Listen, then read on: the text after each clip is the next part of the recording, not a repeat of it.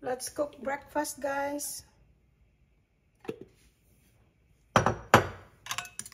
Simple Pinoy breakfast.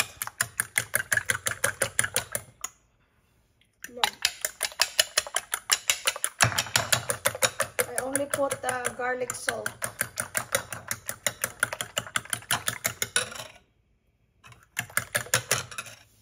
Okay, guys. So, when we make scrambled eggs or egg omelette, we want it soft scrambled. Sorry for the dog. Honey is loud.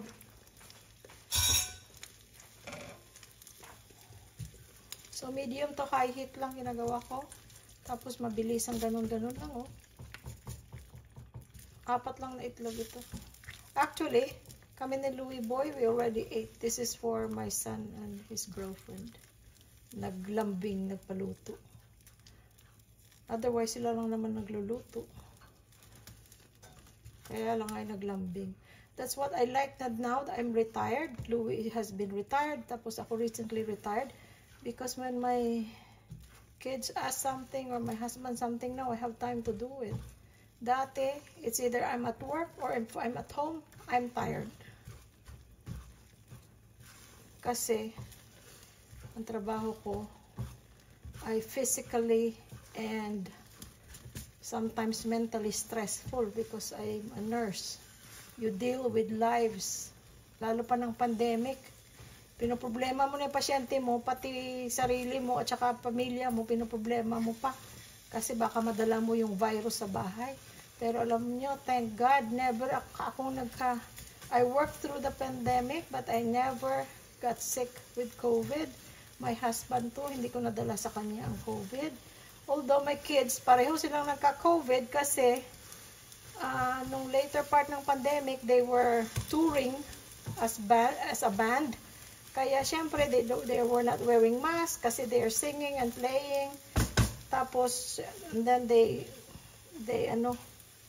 are close to their fans and their friends. So, yun, nagka-COVID. Pero, dahil vaccinated na, parang cold lang.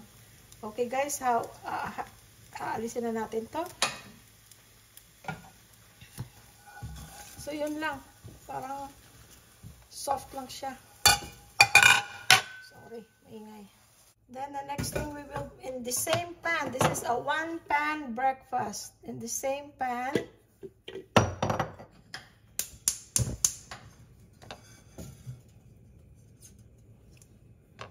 luluto naman natin yung hotdog. Okay, guys. Ito na yung hotdog. So, this, like I said, isang pan lang. Kakaluto ka na ng isang meal. Ayan lang, oh. Ito, Costco hotdog. It's the same hotdog they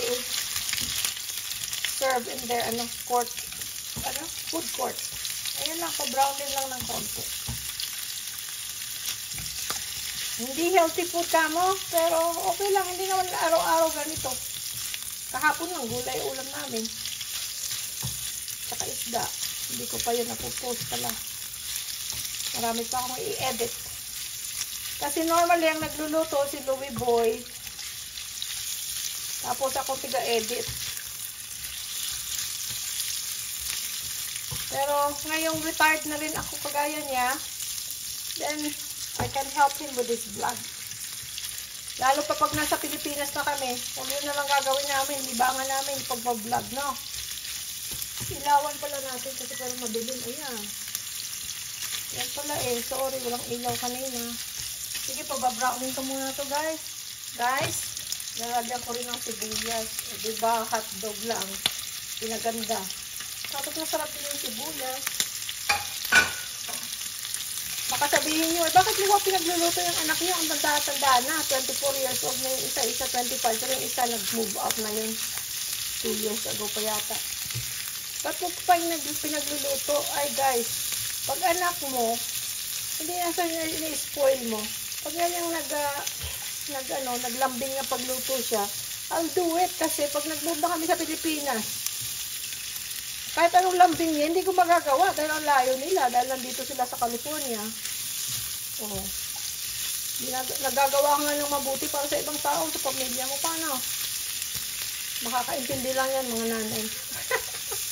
At mga tatay din. O, ayan, oh, medyo brown-brown na siya. Luto na yan. Fully cooked na yung hotdog. Pero pa-brownin mo lang. Tapos lagyan mo sibuyas. Para may lasa pang masarap. Diba? Simpleng ulam lang, oh. Ano lang yan? Style lang yan, oh. Gumanda na, sumarap pa. Okay, tapusin ko muna to, guys. Ito na, guys. Luto na. Nasinok pa ako. Ayan. Kita nyo. Ito, oh. Sarap, oh. Sibuyas lang, ulam na yan eh. Kung mahilig ka sa sibuyas.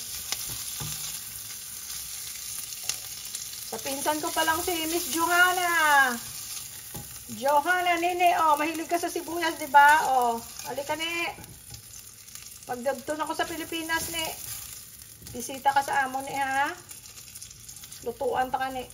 Kabalo na ako magluto. Sa una, hindi ko balo magluto. Si Louie Boy lang ang nagturo sa akin magluto. Oh, ayan. Oh, di may ulam na. Bongga ka, day. Okay. Next. Okay, next. Konting mantika ulit. Konti lang.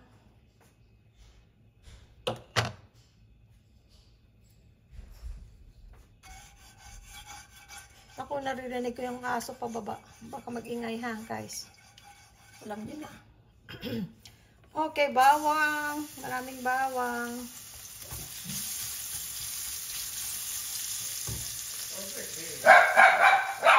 Sorry guys, ang ingay. Jay, I'm cooking your food. I'm recording. Okay guys, maraming bawang. Meron akong sinaing na bago, pero anak ko gusto niya lagi garlic rice.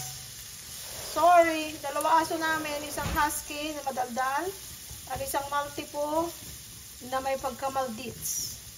Kaya every time na dadaan sa kanya ang aso, yung husky, nagmamaldita siya guys.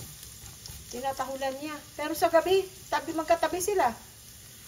Nang matulog. Hindi sila makatulog pag hindi sila magkasama. Pero sa araw, tinatahulan niya. Dadaan lang sa kanya, tatahulan niya. Oh, ayan. Pa-brownie lang natin ng konti, no?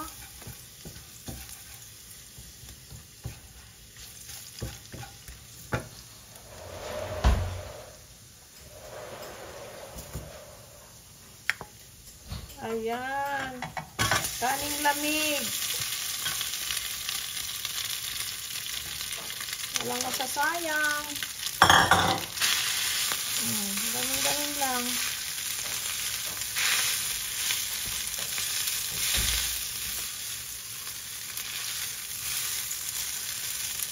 Bawang lang yan, patapat.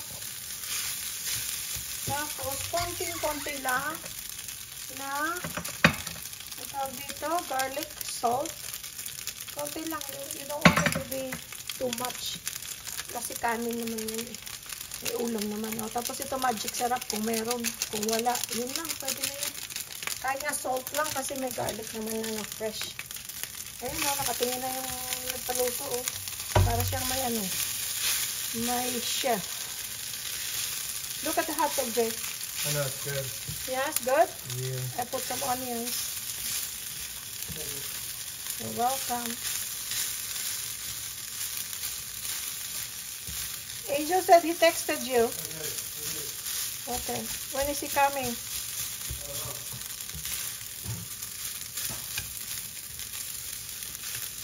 So guys, yung isa naming anak lives in LA. He's on his own. JR will be soon too. Wala na kami sa Pilipinas. Siya na lang mag-isa. Sila na lang na Yuri.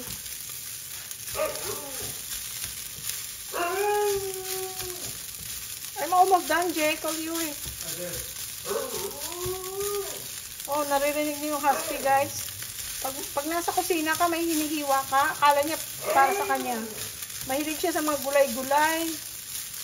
Sa mga carrots, cucumber, broccoli. Kahit hilaw, gusto niya. Pati pa yung dog food niya. Kahit ano pa kaya mo, kaya. Ay! Honey! Hon! I'm filming! You're too loud! Good morning, you Lily! You can say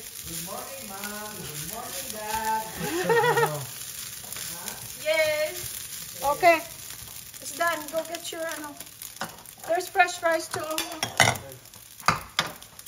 There's also still the bulgogi if you want. Okay guys, luto ng ating garlic fried rice. Simple lang yan, wala na yung pautot-utot. Pero kung ako mag-fried rice na kung kakain, gusto ko may mga gulay-gulay. May carrots, may green peas, may sibuyas, may maliliit na karne na kung may mga tira-tira or manok. Yan ang gusto kong fried rice. Why, this is a big piece of garlic. Okay guys, luto na. O see? 1 meal na yun. O, yan lang ang hugasan natin. O. Pero si Jay, ano yung maghugas? Okay guys.